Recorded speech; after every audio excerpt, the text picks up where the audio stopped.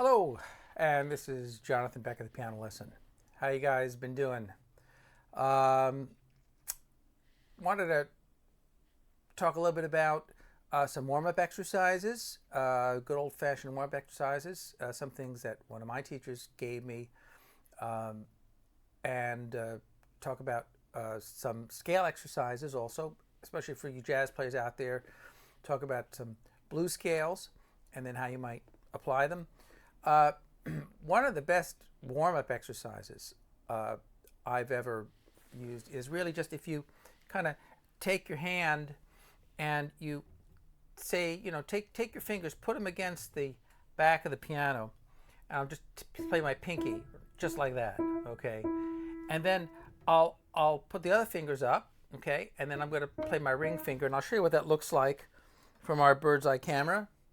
Uh, so here's the fingers kind of pressed against the piano there. I can play my thumb like that just by itself, all right? Or I could, let's just say, do my ring finger by itself, okay? And then, or just put those fingers, right? And now I'm doing my pinky. I could do it on a black key, or I could do it on a white key, all right? I could take take this finger, right, and kind of do that, all right? What does that do? It creates independence, and it helps to kind of stretch a bit, all right? Do it very carefully. Remember, when you do an exercise on the piano, you're not at the gym, okay? But what you're really training yourself to do, you're training your brain as much as you're training your body. So you're training your brain to focus in on one finger. They always talk about finger independence, all right? But keeping your wrist low, all right? Keeping your wrist low. Why would you want to do that? Keeping your wrist low naturally. I mean, not being forced into position, but keeping the weight down. What does that do? It helps you to create tone, for one thing, all right? The way we create sound on the piano is simply by using the weight of our arm, the weight of our body, right? So this is the natural weight of our body. Could be the weight of your finger, right? Could be the weight of your hand. Could be the weight of your forearm, right? Or all that. Or the upper arm, possibly, right? Make sure we keep our shoulders back and down as we play and relaxed, right? That's a whole nother thing to work on. But keeping our weight down so we can make tone very easily. If you come up from the keyboard like that, it's really like exhaling if you're a singer. You don't have any breath anymore. Now, none of these are absolutely set in stone. So, of course, there are instances when you can bring your wrist up, right? And there are instances when I might want to have a very little bit of weight on the key. I just might want a very light sound. But in general, the kind of meat and potato sound that we're talking about when we're playing doesn't really even matter. If we're playing classical music, we're playing Beethoven, or we're playing on a straight ahead. But having this weight down and having the fingers being able to come out of the key like that. So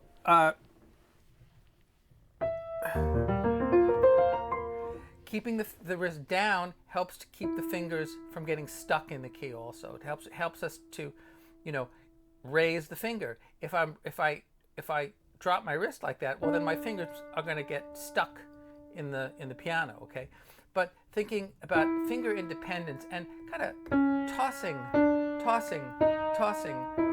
the fingers into the key, that gives you a sense of clarity and connection, all right? And it should feel like you're kind of playing through hard rubber, all right? It shouldn't feel tense, but you're going to have to kind of work a little bit, all right? Another thing you can do is to kind of get like a pencil, let's say, like this. This kind of feeling. I had one teacher that would try to pull the pencil out from my fingertip, but it's this kind of movement, right? It is what needs to be activated when you're playing. If you're not activating your fingers, you're really not playing the piano. You don't want to play with like a stiff claw, okay? But it's a lot of this that kind of creates the fine articulation, right? But it's the weight that's behind the finger, okay, that is going to create the tone that that's going to, you never want to muscle the piano. You don't play with brute force. We play with leverage. We play with the weight of the body and also the speed of the strike, okay? And part of that is also what part of the finger we play on. If you play on a fleshier part of the finger, well, that's going to potentially change the tone of the piano because it's going to delay the attack of the hammer. If you've got a squishier finger, the key is going to go down ever so slightly as opposed to the bonier part of the finger, okay? And you can, push away as well. It's not all about this necessarily. I mean, it's this as well, right? So kind of, voila. But this, that type of a sound. Now, when I play certain types of music, and if I play faster, I'm not going to connect quite as much, and I'm not going to necessarily play quite as legato. I might play a little bit more disconnected. That's a little bit more disconnected. There's a little bit more air between the sound as opposed to just really digging in. I don't know if you can hear the difference, but that's essentially what's going on. So, how could you apply that? Well, I mean, just our good old fashioned, Hanon exercises. You can.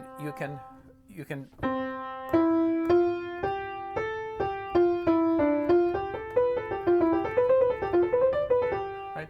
What do? We skip a key, right? We take a group of 5 notes. But we skip a key. Right?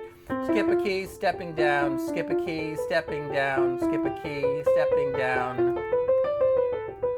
You can do that though in other keys, okay? D flat. That's important to do. It's going to feel strange to do that, but you really need to force yourself to try new keys. I mean, if you go from C to G, it's not that big a deal because it's mainly white keys except for that one black key. But if you never play in other keys, then you're going to be in trouble. You need to force yourself, challenge yourself to experience new sensations on the keyboard. And one hand and then both hands in parallel. You could also go. So what did I do there? I went in contrary motion. I went the opposite. It sounds a bit weird, but if you play, right, or you could maybe start on a note that you might think sounds better.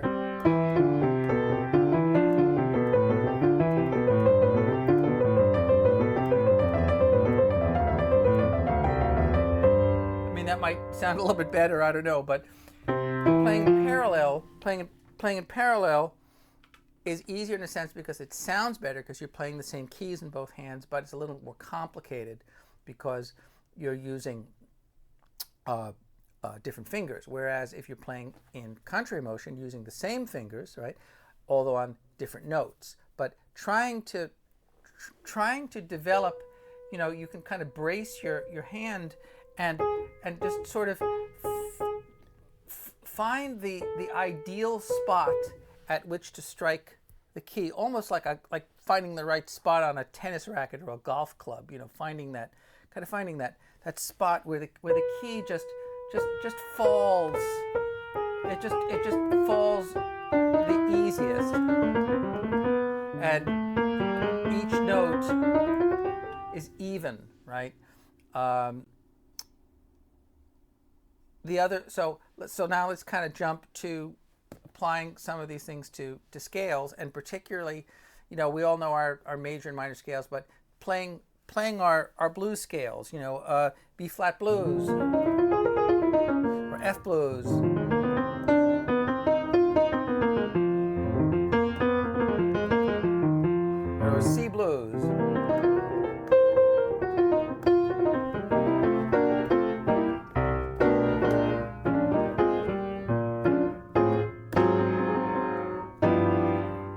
G blues.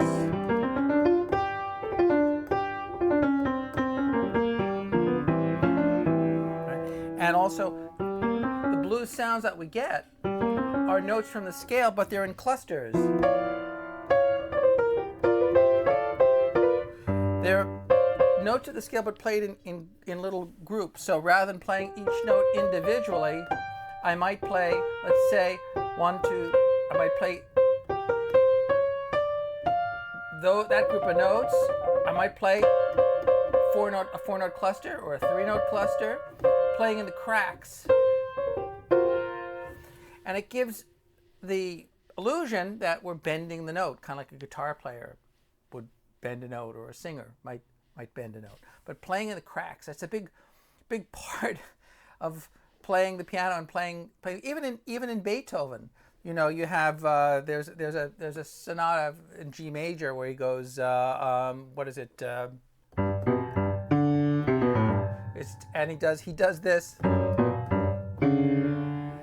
which a lot of people think is kind of like his sense of humor. He's trying to, but he has that grace note in there. You know, playing 2 notes at once and then lifting the key to get that smudge, as opposed to sliding off the key, different sound, right? But I like playing, even when I play melodies, I like playing 2 notes together to just give a little bit more weight to the melody.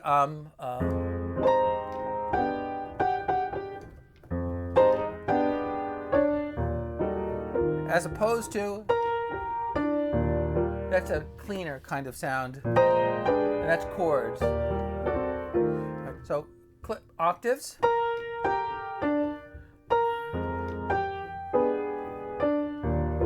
Now adding that grace note,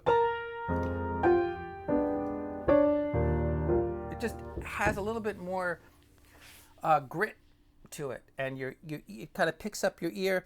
You know, the piano's not an organ, right? We can't keep turning it up and turning it up and turning it up, right? It's going to only get so loud, right? And sometimes just to add more sound, it's nice to have those 2 notes in the melody. That bit of dissonance, that bit of distortion helps to kind of let the melody cut through in that respect. Okay, so I'm going to categorize these blues scales for you, and again, if you're playing, if you're playing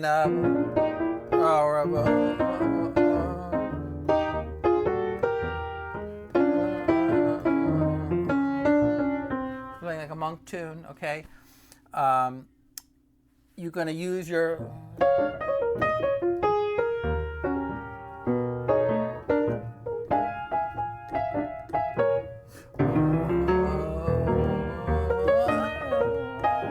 all of that is knowing the notes of the blues scale, and then just kind of finding little footholds. I call them footholds, but you know, little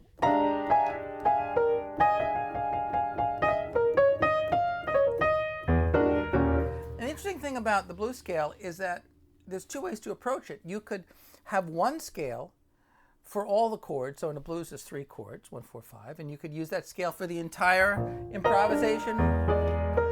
E flat, B flat, F, E flat. Right, and that one scale works for the whole time. Or you could, when you change the chord,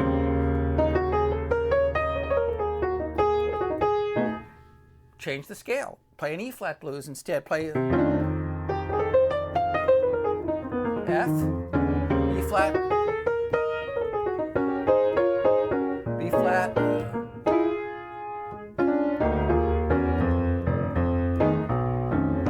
So those are the 2 ways to kind of approach it. The interesting thing about jazz and blues is that it has this indefinable quality where it's really straddling major and minor. So the hallmark of the blues scale is that you have this minor third and you have this tritone, you actually have, what you really have is a diminished chord and a major chord all in the same scale in a sense. So that's the C blues. C, E flat, F, F sharp, G, right? But the important notes are C, E flat, F sharp, or G flat. That's the diminished chord, right? And then underneath that, you have the G, and then there's no E. You could have an E there, you know, both the E major and E diminished, right? I could do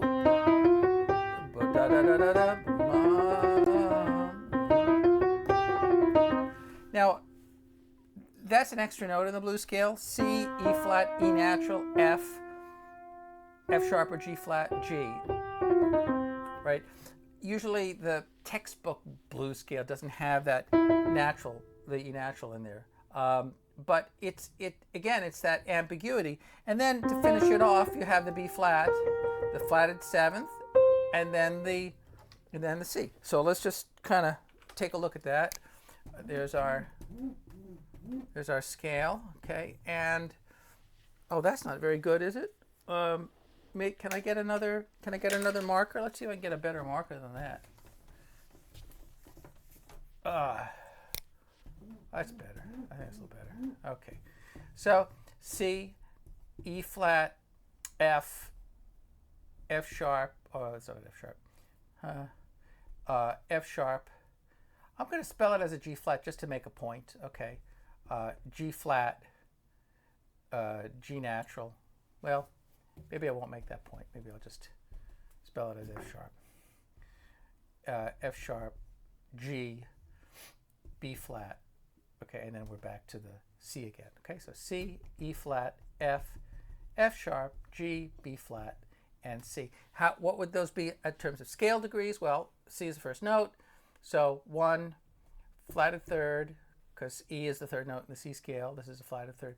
4, not a minor third, but a flatted third. A flat third. Why flat third and not minor? Because minor would refer, that's a minor third, okay? The interval of a minor third. That refers to the relationship between two notes as opposed to just the description of one note. The flatted third. Fourth, the sharp 4, the fifth, the flatted seventh, and then we're back to the root again. That's kind of like the formula.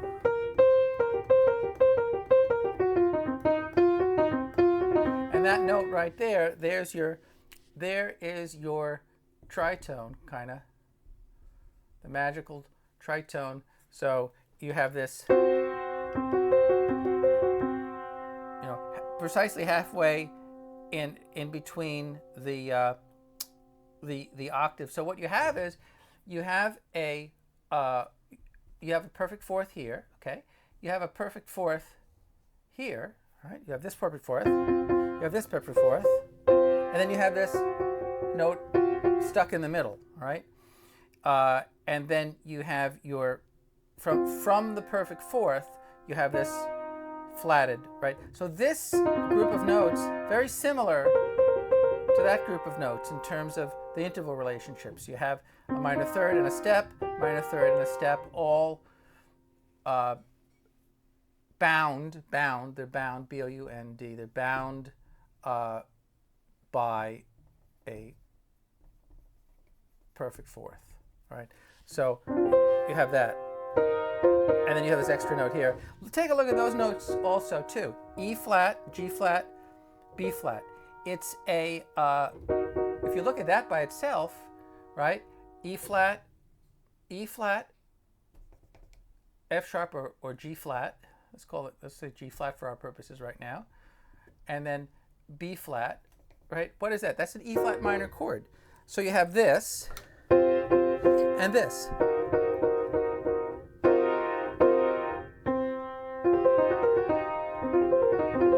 Interesting.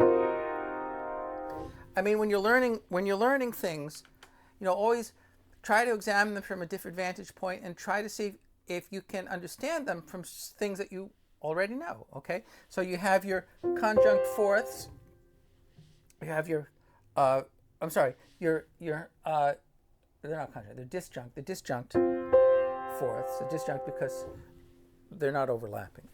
And, right, and then you have the minor chord. Now, in terms of fingering, okay, there's several groups of fingering. That particular scale, 1, 2, 3, 4, 1, 2. And then if you want to end 3, or 1, 2, 3, 4, 1, 2, 1, you cross the thumb under the hand, right? Always that thumb under the hand. 1, 2, 3, 4, that's the first group. And then 1, 2, whoops, 1, 2 is the next group. And then if you want to end, right, you can use 3, or you cross your thumb, either one. And good idea to practice all of these 4 octaves. Okay, that's just for the right hand right now. We'll get to the left hand. What scales would fit into that mold? Well, D, E, G, A. Okay, and let's see what else would fit into that mold. But let's see. So we got C, D, E, G, A, and what else? Am I leaving something out? I feel like I'm leaving something out, but I don't think I am. If I am, I will get back to it. But that's the group. All right, all of those will work. All right. So D, I think E, G, A, right, and yeah, that's it. I guess that's it for that group of fingers. Okay, so 1, 2, 3, 4, 5 out of 12, which leaves 7. Right, we got seven scales. So the other one is the kind of the opposite. That one is 1, 2, 3. 1, 2, 3, 1, 2, 3, and you end with 4. 1, 2, 3, and you end with 4, or you cross the thumb under, either one. So that would be like F, G, A flat. I'm sorry, not G. F, A flat, B flat, because that's your minor third. F, A flat,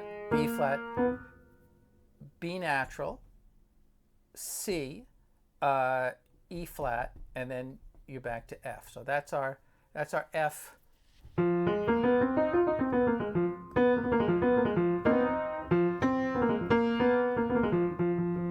That's our kind of little F7. You can play that all over. Play that over an F7. Have an F7 in your left hand.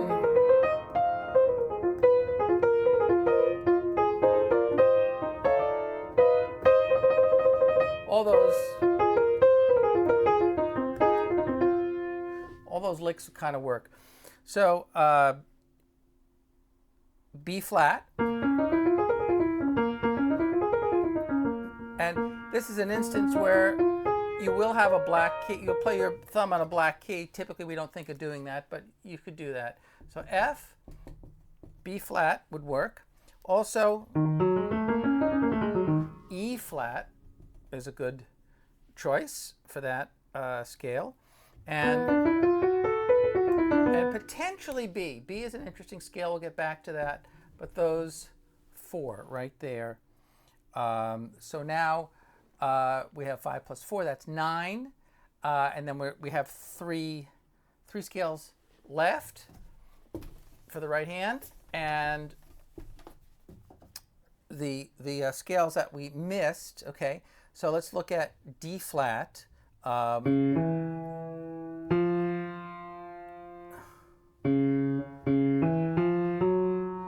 your minor third. So typically for a scale like that, let's make a lot of mistakes. Right. So watch what I'm doing. 4. I'm ending on 4 here. I could start on 4. 4. 1, 2, 1, 2, 3, 4. 1, 2, 1, 2, 3, 4.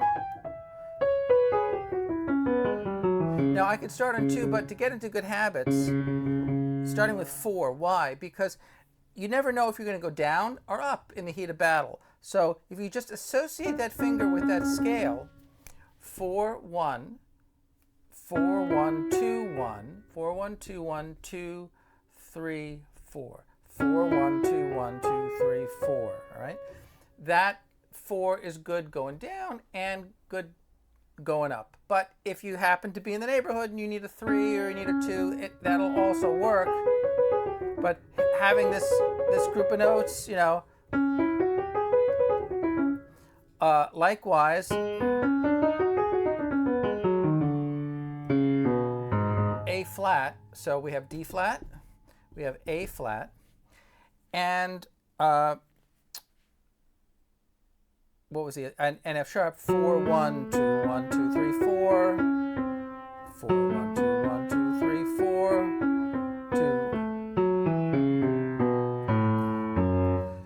2. I ended on 2 there, but 4. You could do 2. 2, 2, 1, 2, 3, 4, 1, 2, 2, 1, 2, 3, 4, 1, 2.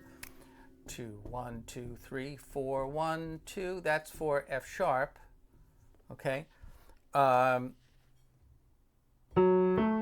started on 4, but I could start on 3. Just keep in mind that 2. All right. And let's see. Well, I was gonna tell you guys one other thing. That was for B. Oh, B. 1, 2, 1. Yeah.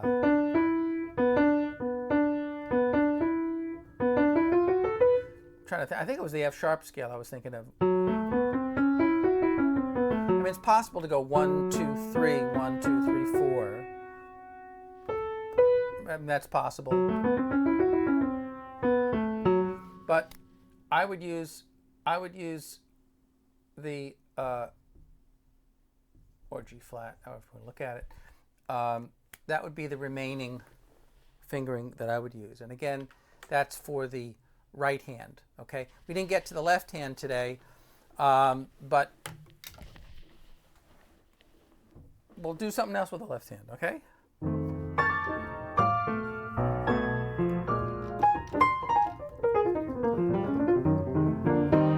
Well, we're out of time. I'm Jonathan at the Piano Lesson, and I hope to see you next week.